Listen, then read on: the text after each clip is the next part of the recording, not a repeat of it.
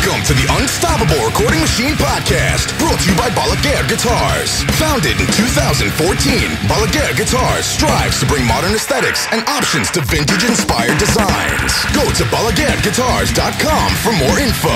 This episode of the podcast is also brought to you by Fishman, Inspired Performance Technology. Fishman is dedicated to helping musicians of all styles achieve the truest sound possible, wherever and whenever they plug in. Go to fishman.com for more info.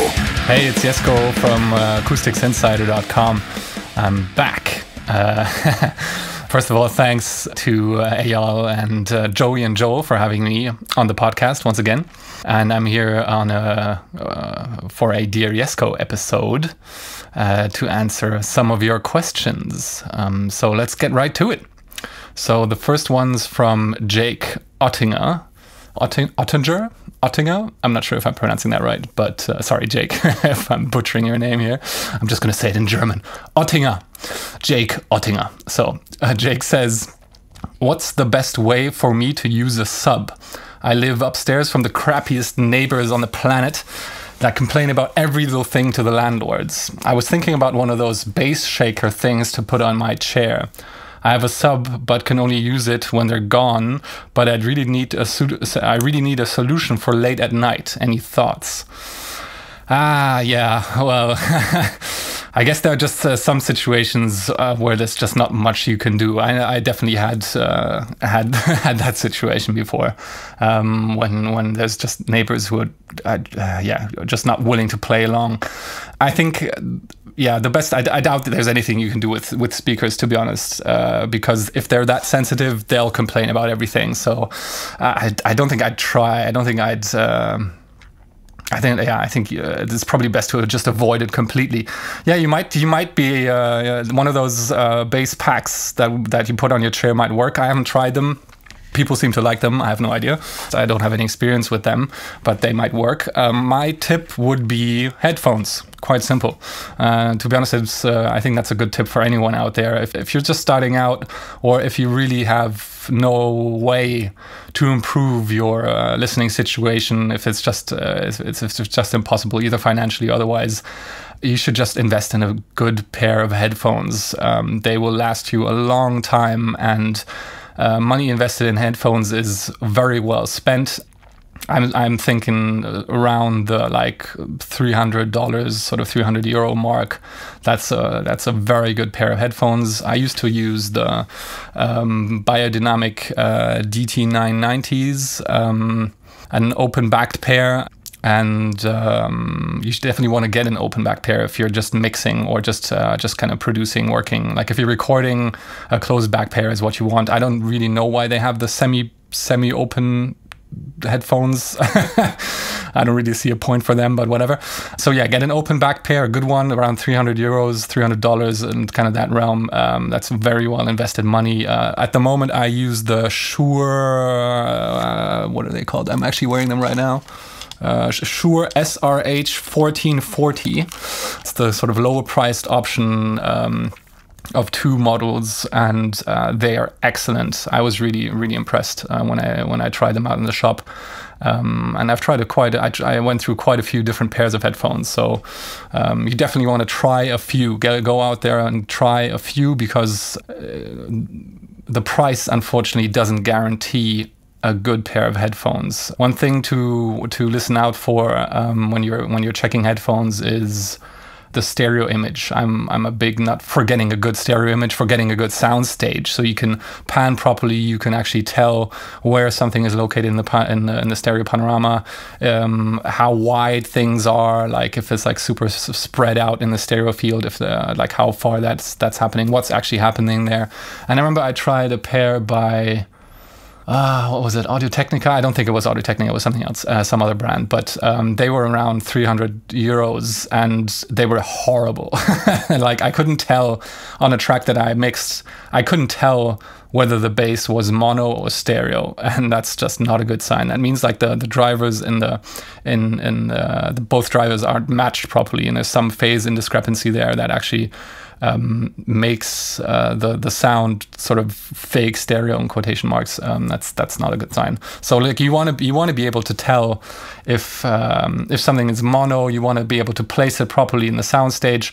And then there's obviously frequency balance. To be honest, frequency balance I don't think is as important. Like you do want to have something that feels good to you, but a good time response is more important than a sort of flat frequency response. So there are headphones out there which really kind of mush the low end, and to be honest, I would count the biodynamics among those. And that's what I was so impressed with when I first listened to the Shure headphones, that their timing in the low end is super crisp, super tight.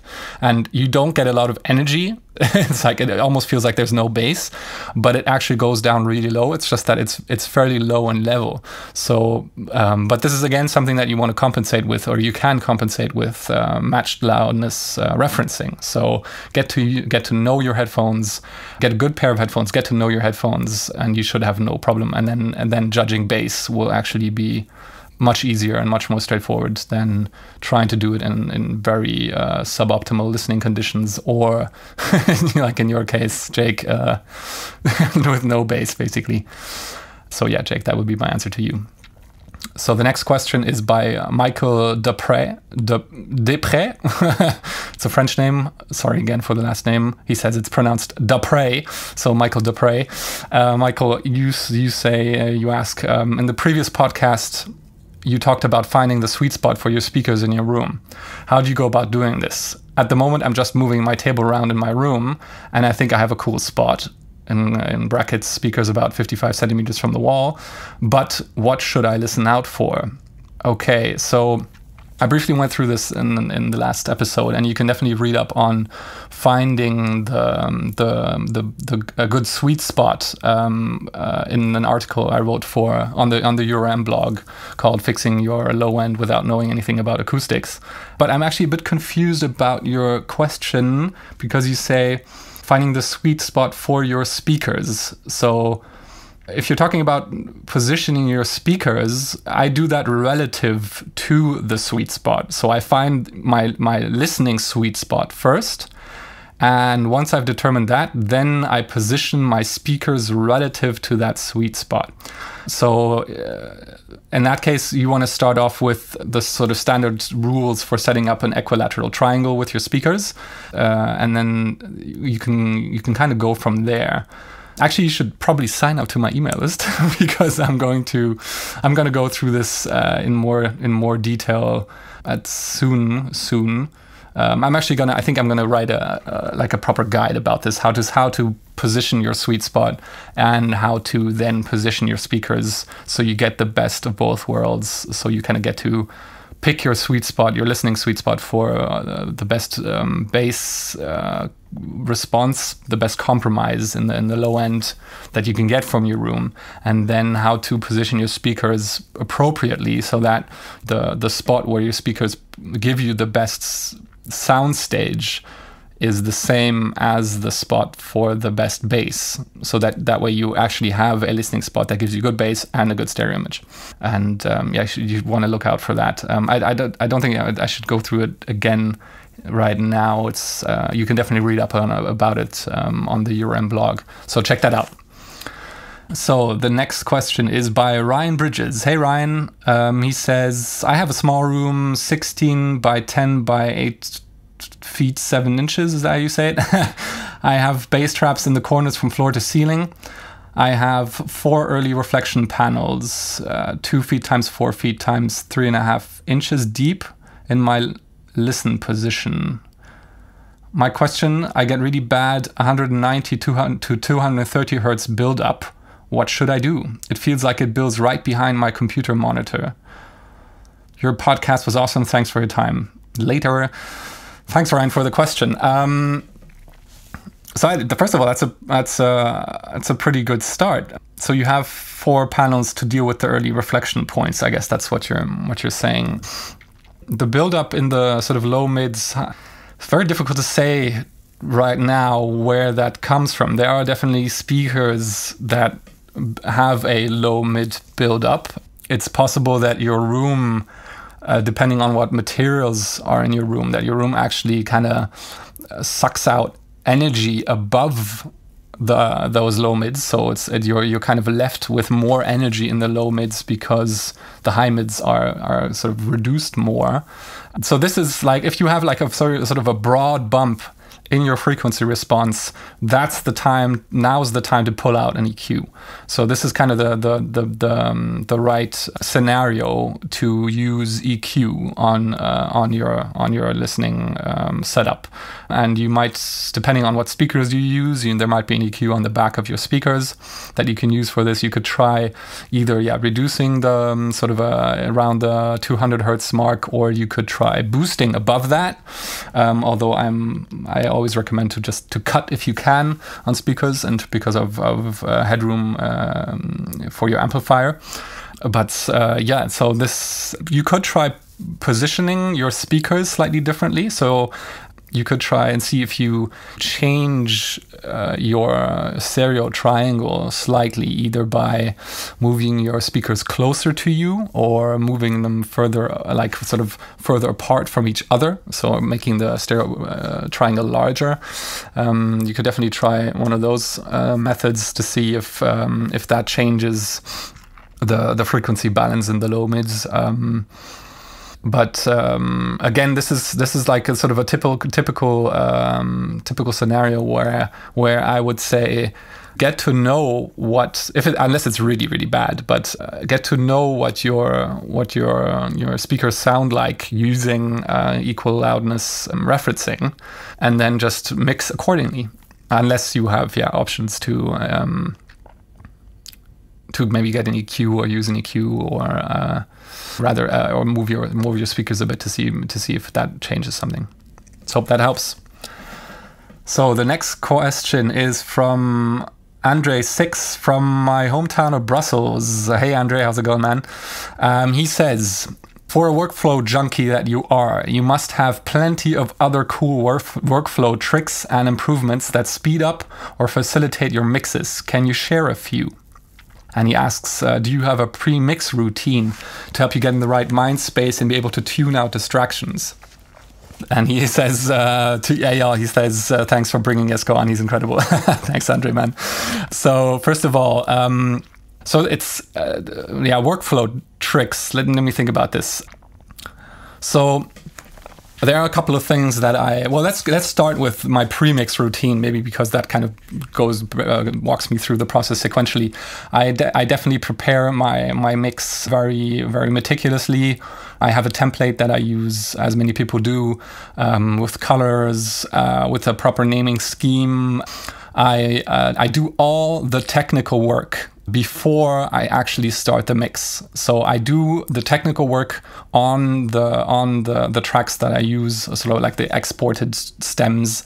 I do all the technical processing on those before. So that means loading up the track, setting initial levels, so that because of this whole equal loudness referencing and sort of calibrated loudness listening thing, I make sure that my levels, the track is at the average level that I like to listen at. I make sure that I go through each track individually, and I clean it up if any cleaning up needs to happen. I do any low cuts. I do any edits that I need to do if there's like pops, clicks, noise, any kind of stuff like that to remove.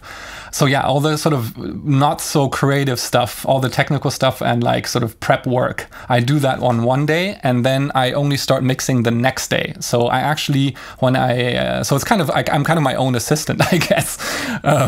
So I come in the next day, and then I have the project ready to go, and I can dive right in. And so the first thing that I do, so I'll have 2 or 3 references loaded up in my project, again, matched loudness to my project. So the first thing that I'll do the next day when I come in is that I'll sit down and I'll listen to 2-3 tracks, reference tracks that I picked the day before, and I'll listen to them at the matched loudness to prime my brain, to sort of train my brain into what my loudspeakers, what my system sounds like on that particular day to me, and that kind of gets me started. So I'll just sit here and I'll just kind of mess around on my phone or whatever. I don't really pay conscious attention, although sometimes I do if I like the track, but sometimes I just sit here and fiddle for like 10-15 minutes and listen to 2-3 reference tracks. And then I'll jump right in, and the first thing that I'll do when I mix is I'll set levels, and I'll set the levels really quickly. I'll do the initial levels using clip gain, just changing the volume of the actual wave file, the waveform, because I don't actually use the faders. Funnily enough, they just sit there and they don't do anything. So I mix without faders. And so that's the first thing I do. I'll because I'm fresh, and the most important thing to mixing is balance. Like, I mean, mixing engineers used to be called balance engineers back in the days when they didn't have all the tools available that we have now. They just had some faders, and all they could do is change the actual volume after the tracks were recorded. So they used to be called balance engineers, and it's still very much like that now. The main thing, our jobs as a mixer is to set the balance, and the better you get at controlling volume, at manipulating volume, at using volume creatively, the better your mixes be, because it is by far the most expressive tool in our toolkit. So that's what I go for first, and I'll do that quickly and I'll do that swiftly, and after that, I'll usually take a break, or I'll dig in if I need to do any EQ. But as it so happens, if the balance is right, you'll notice that you'll really notice which tracks need to be EQ'd, or like where I want to change the tonality or the color or the sort of timbre or the dynamics of a certain stem. And so that's what I'll do then.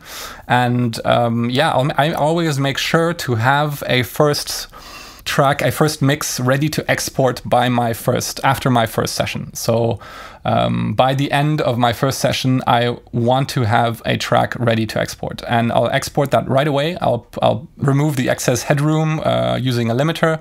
So I'll just very gently sort of push the track into a limiter. but just to the point where it's not changing the sound, but I get a decent amount of sort of volume from the file, and then I'll export it and I'll put it on my MP3 player, and then I won't listen to it until the next day. And then same thing, because we're so brainwashed, I guess, where our brains are so primed so quickly. I don't listen to the track at all until I'm ready to take notes, and then I'll sit down, I'll have my notepad ready or my phone, I'll take notes in Evernote, and I'll listen to those 2-3 reference tracks, and just sit there and listen to those and prime my brain on my in-ears, my tiny little cheap-ass Sony headphones, and at home. And I'll prime my brain with those 3 reference tracks, and then I'll listen to my mix, and I'll start taking notes right away. I don't stop the music. I make sure I'm not distracted, and I listen to the song once and I take notes. Anything that comes to mind. It doesn't matter if it's big or small. Anything I notice, even if I don't think it's particularly important, it doesn't matter. I write down everything, and then I'll do a second pass and I'll double check and see if I notice anything else, or if any of those things that I noticed kind of relativize themselves. Maybe I notice that I actually like the feeling that it generates, that weird thing that I noticed before. And so and then once I've done that, I have a list of changes, and I go back to the studio and I open the session, and I usually I don't even listen to the track again. I think I'll just literally start making the changes, and I'll just do what I wrote down.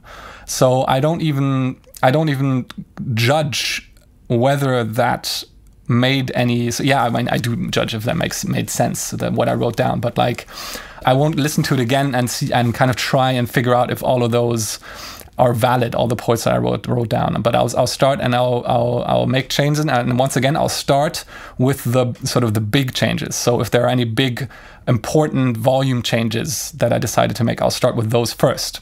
Because volume is the most important thing. So I always start with the sort of big volume changes, and then I work my way through my list sort of to smaller and smaller bits. And usually by that time, I'm pretty happy. I'll once again, I'm done with the session, so I'll export the track. And if I have time, I'll listen to it again the next day. Otherwise, usually by that point, I'm happy with the mix, and I'll send it off to the client. And I'll just await their feedback.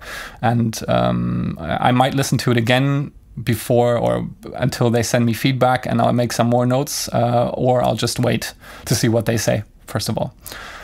So yeah, that's kind of my process. I think it's really important not to get hung up listening to your mix or your project.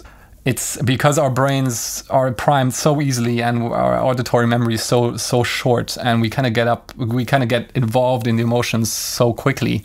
If you want to work, and don't get tempted to listen to the track just for fun, or to just listen to it unless you are listening to it for a specific purpose. I think that's really, really important, because you lose objectivity so incredibly quickly.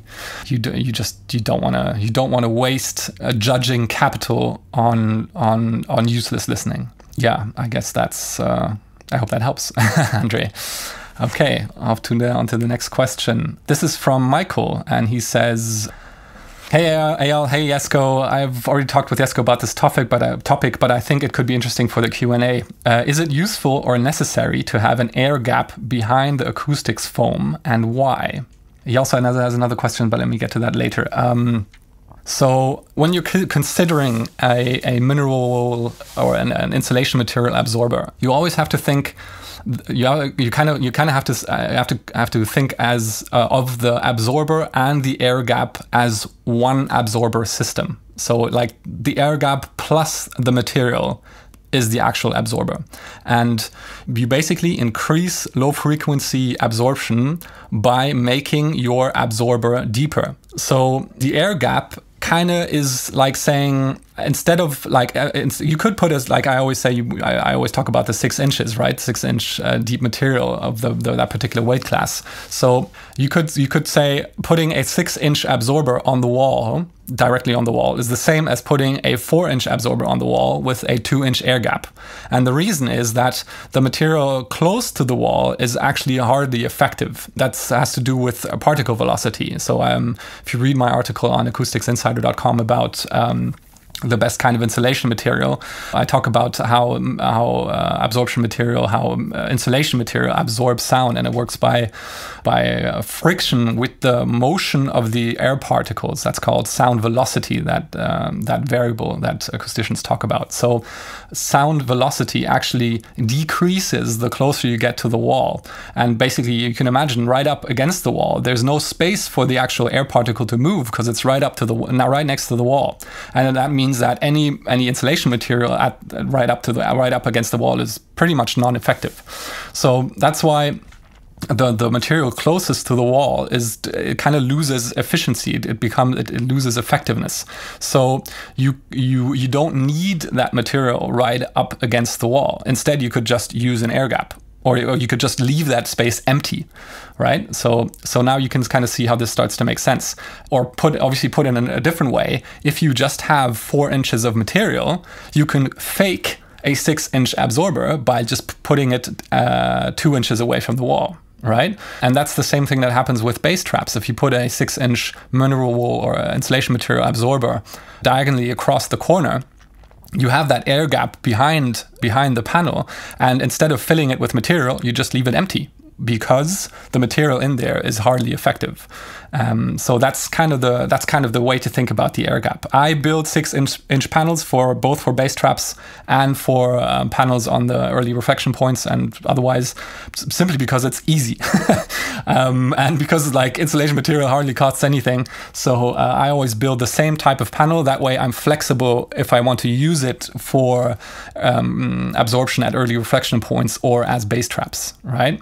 But the panel actually increases its effectiveness by putting it diagonally across the corner, because it automatically, inherently creates this air gap behind the panel. So I hope that answers your question. And the second part that you asked, the second question was, what would be a possible career path if someone wants to pursue a career as an acoustic mastermind and thanks. I'm just going to take that as a compliment. Thank you. And consultant for recording and mixing studios. What would be a possible career path if someone wants to pursue a career? Okay. I should probably ask Brian Hood. He's the expert on this with his home studio, 6-figure home studio blog, which is an excellent blog. You should definitely check that out. How can I answer that? If you want to, it's definitely two different things. Like acoustics is definitely more science than recording or mixing. I think all the sort of the recording engineer, sound engineer specialities are definitely creative jobs, and the acoustics, the sort of acoustician job is part creative and a lot of science as well. So first of all, if you're uncomfortable with the science, it's possibly not for you.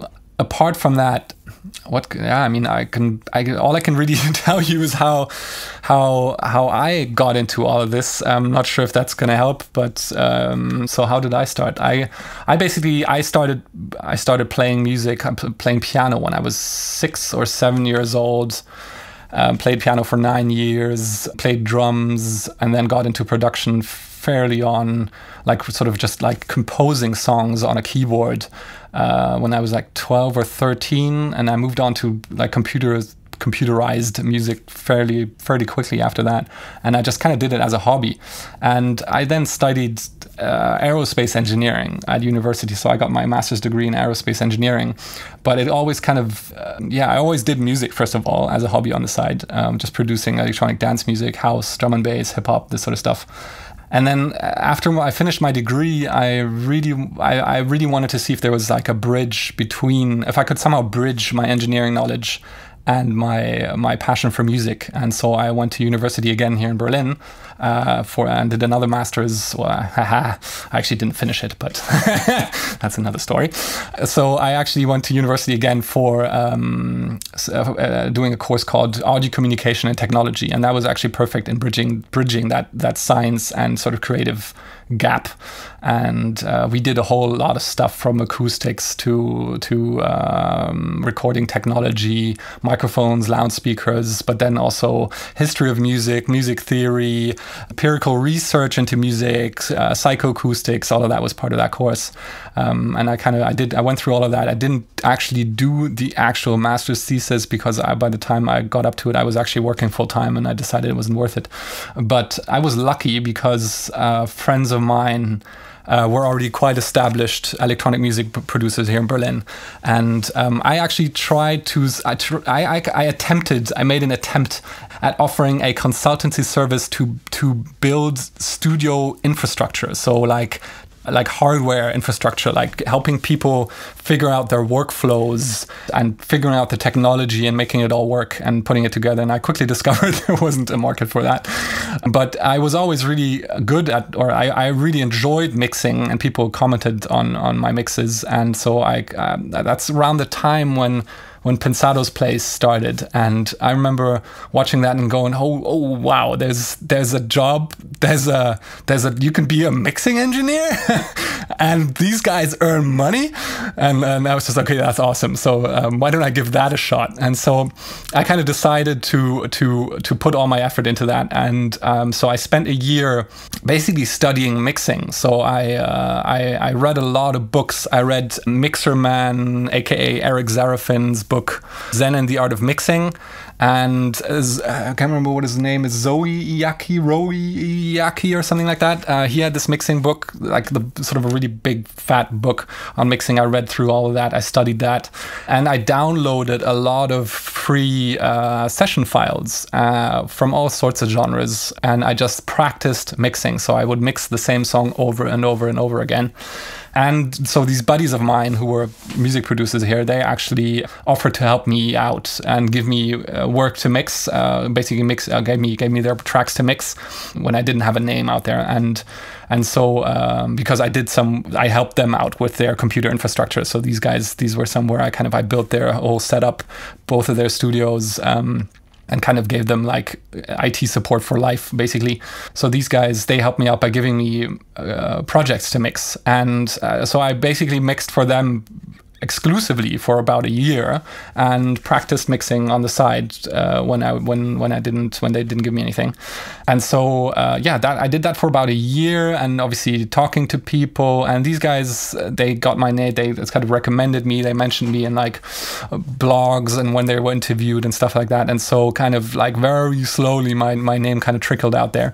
And then like the first sort of other people started getting interested. They also cooperated with a lot of other people on projects, like sort of producing tracks with other people. And so like they started hearing my name. And the mastering engineers that we worked with would hear my name.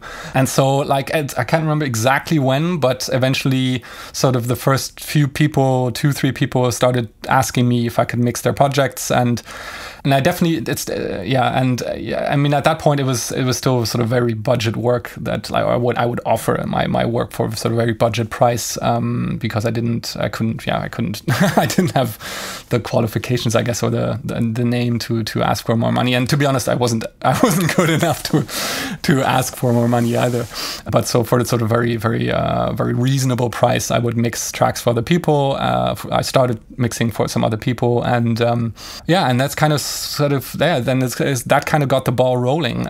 And the sort of the mastering engineers that I work with, I got on really well with them, and so they actually started recommending me to clients of theirs. I guess when people approached them, and then they sort of realized that what they really needed was a good mix first of all, and if they kind of knew my price point, and so they would kind of recommend me as a mixer at their price point. And I think that's kind of the important thing to understand here, is that when you're starting out, you really got to work with the people who are at your level. And if you do a good job, and if you get along with people, and you always should make an effort, then you'll grow together with your clients. So you'll grow your expertise, you'll grow your knowledge, your name along with your clients. And so like I think you really want to aim for, if you're starting out, you want to aim for people who are at your level, and just learn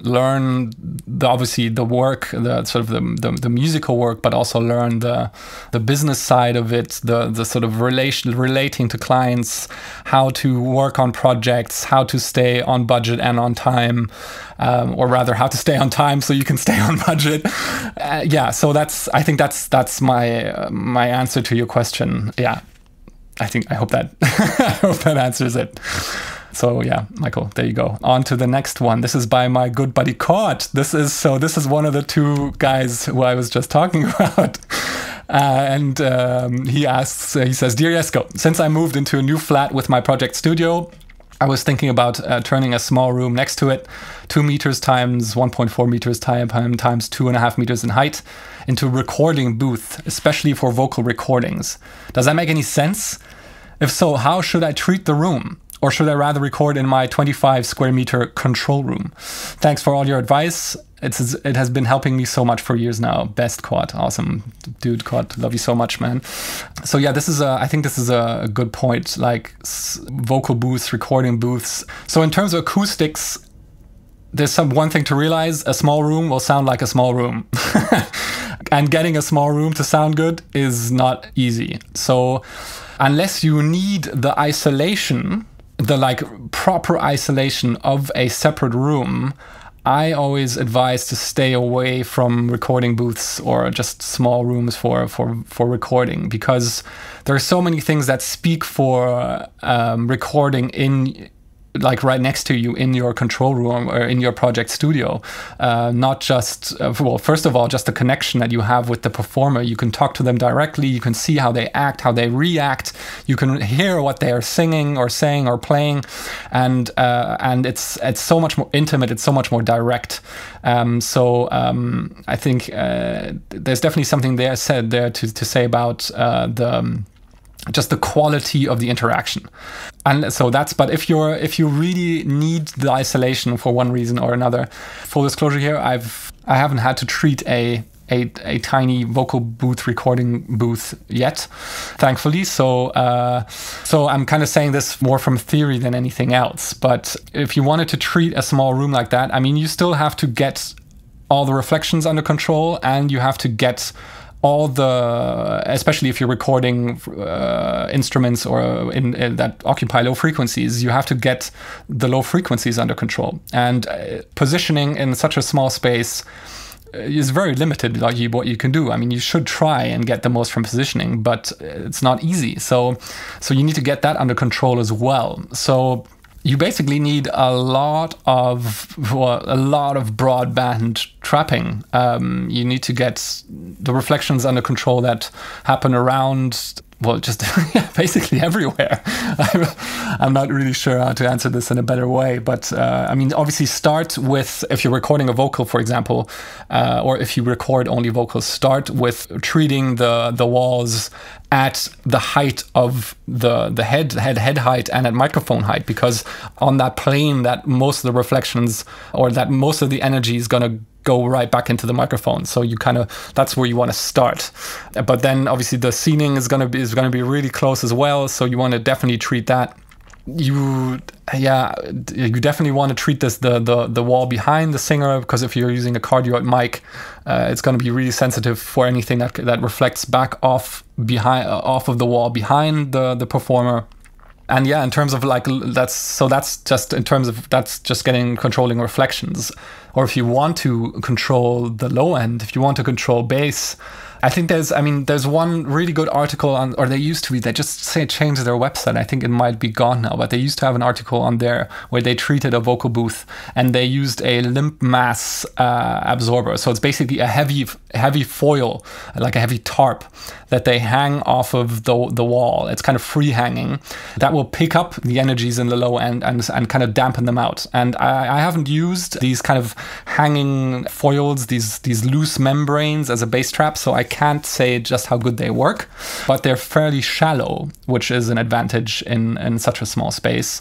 So it might make sense to, like they did in the Sound on Sound article, to actually treat one entire wall with a big heavy loose membrane, like a heavy foil or something. And these really need to be heavy. Like I'm not sure if a carpet will do, but yeah, so that's my advice. Unless you need the isolation, I'd probably recommend to just stay away from recording booths. It's just asking for trouble. So moving on to the next question. This one's from Theodore, Heyman. He says, can you make some recommendations for mixing headphones, brands, styles, etc.? I'm currently using Audio-Technica ATH M50s and they translate okay, but they're not good at revealing low end in a mix. I know you guys speak highly on treating your space and then condone headphone mixing. However, my options are limited right now, and having to share space with my family and dog is hard to mix on my monitors. I really like the podcast with Jesco Lohan on treating your space. I'm just not able to at this time. Thank you guys for all you do. Thanks, Theodore, for the question. So yeah, I mentioned this, actually mentioned this in the answering the first question. So yeah, I'm if you're mixing open-backed headphones, if you're recording closed-backed headphones, and spend some money on headphones. It's good. It's very well invested money. If you are, I would actually buy a good pair of headphones before I buy a decent pair of monitors, because with the monitors comes treating the room, and it's just if you're right at the beginning, you will have so much more effect, you will have so much more advantage, a lot larger advantage from just getting really good headphones than from buying medium price speakers and working in a small room. If you're just starting out, that's my recommendation. And like I said, the Shure SRH 1440s are the ones that I use. I love them. The more expensive model, the 1480s, I believe, are definitely even better, but they're pricey.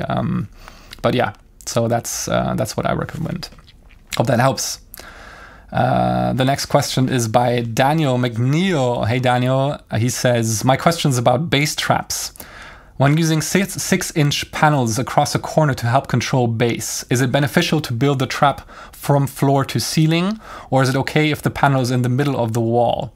My understanding is that bass builds up in tri-corners more than it does in a corner with 2 walls. So would making 2 traps to go across the top and bottom of the wall or the entire length be the best? Thanks for all the info you've shared. It's been extremely helpful. You're welcome, Daniel. Thanks for the question. Okay, so there's a common misconception about bass trapping that I should really talk about. So basically, the thing is, when you're bass trapping, and I'm going to use bass trapping as synonymously with reducing room modes. When you're trying to tame room modes, the thing with room modes is that this thing that I talked about in the other question, the particle velocity, the sound velocity, so the movement of the air particles is actually not in sync with sound pressure. So sound velocity in a standing wave is 90 degrees out of phase with sound pressure. So what that means is the places where there's the most sound pressure are the places with the least sound velocity. And so actually placing a mineral wool panel that absorbs sound velocity, placing a mineral wool or an insulation material panel in a high pressure area is actually the least effective place to place a bass trap, a mineral wool panel. So actually, if you're looking for the best, if you only have a few places if you only have a few bass traps and you want to place them for the most effective reduction of room modes, you need to find the place, the position along a corner where that particular frequency, that particular room mode, has no sound pressure, because that's going to be the place with the highest particle velocity, theoretically. So this is kind of where you want to start. But then there's also something to be said about the general approach of bass trapping, and I always kind of compare it to like kind of a shotgun approach, like using broadband panels, using insulation material panels as bass traps is very much sort of a shotgun approach. You kind of aim generally in the right direction and use a lot of pellets and just kind of hope something hits, sort of thing, right? So that's why I always advise, that's why I advise to cover, if you can, cover the entire corner from one side to the other, from floor to ceiling, with bass traps, because the different room modes will actually have their points of highest particle velocity, highest sound velocity, at different places along the corner. And by placing panels across the entire length of the corner, you'll make sure that you'll actually have a panel in the optimum place for every room mode. So this is one of the issues if you only have a couple of bass traps and you actually put them only in the vertical corners. There are room modes whose frequency don't have any point of highest particle velocity in that particular corner. So it might be really effective at reducing one or like certain frequencies, certain room modes, but it might be not effective at all at reducing others. So you kind of want to spread out your bass traps along all the different corners that you have available. And you want to start with the points of lowest pressure or highest particle velocity. Okay, and so obviously you need to figure out what your room modes are, first of all, what the culprits are, then you gotta play those sine waves, and then you can check along your corners to figure out where those points are. So in terms of answering the questions, the tri-corners are actually theoretically the least effective places to have insulation material absorption panels for bass. And that's why you'll actually see that in many of the studios that I build, I don't worry about shaping some particular tri-corner absorber to fit in that space. If it's left empty, I just don't care. Obviously, this is theory, and in practice, there's a whole mumbo jumbo of room modes and energies flying around. So, like, you will get some absorption if you put a panel in the sort of tri-corner. It's just that theoretically, it's not the best place to start, and if you want to follow theory, you want to start with the places of highest particle velocity or lowest pressure in terms of room modes. Okay, so yeah, I hope that helps. And finally, we have a question from Runar Magnussen. Hey Runar, a regular awesome dude. So he says, so my question regards how well your bass hunter technique translates to tracking. For instance, if recording a bass guitar cabinet, instead of carrying the cabinet around the room while the musician is playing to find a balanced spot, could it instead be placed in a corner while going around in the room to find the sweet spot? And after finding that spot, could the mix simply be placed there and the cabinet in front of it? The same question goes for, of course, for drum kits, guitar cabs, and other instruments with a healthy amount of low end and low mids. So first of all, I guess so. I do mixing mainly, so I don't have much experience recording. I've recorded vocals, but and a guitar once in a while, but I haven't recorded bass or drum kit yet. So I can't really I can't really say from experience. But in theory, it should definitely help you find the spot in your room. It should help you get in the ballpark. I mean, obviously, you want to tailor the sound from your recording, from your amp to the sound that you're looking for in your mix, right? So I guess there's you definitely should keep that in mind. Obviously, that the sort of tonality and the color you're looking for is more important than. Or is important rather than, and not just getting a balanced sound. But I guess as a starting point, it should work because the sort of the idea behind the room modes and how they work and figuring out where they balance against each other in the sort of best way, where the compromise between them is the best. That technique still applies. So. I guess it works. Try it out and let me know. That'd be awesome. All right. Thanks for listening. And Eyal, again, Joe, thanks for having me on. All the best to you guys. If you have any more questions, if you're interested in all this stuff, come find me at acousticsinsider.com. And speak soon. Bye-bye. The Unstoppable Recording Machine Podcast is brought to you by Balaguer Guitars. Founded in 2014, Balaguer Guitars strives to bring modern aesthetics and options to vintage-inspired designs. Go to BalaguerGuitars.com for more info. This episode of the podcast is also brought to you by Fishman, Inspired Performance Technology. Fishman is dedicated to helping musicians of all styles achieve the truest sound possible wherever and whenever they plug in. Go to Fishman.com for more info. To ask us questions, make suggestions, and interact, visit nailthemix.com/podcast and subscribe today.